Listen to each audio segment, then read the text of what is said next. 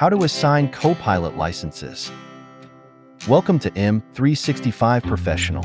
Microsoft Copilot is your AI assistant to help you grow and run your business while keeping your data safe.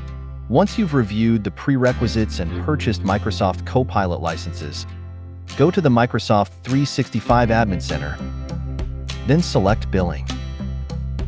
Licenses. Microsoft Copilot for Microsoft 365. You assign and manage Copilot licenses. Just like any other Microsoft 365 license, select Assign Licenses. You can add up to 20 users at a time.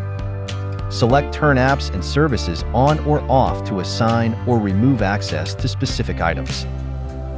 We recommend leaving all of these selected. Select Assign. Here, you can send users a welcome email to help them learn what Copilot can do for them in Microsoft 365. Visit adoption.microsoft.com/Copilot for additional tools and resources for rolling out Copilot.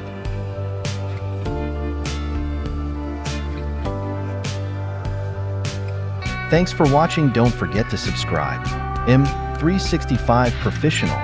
Check out more content here.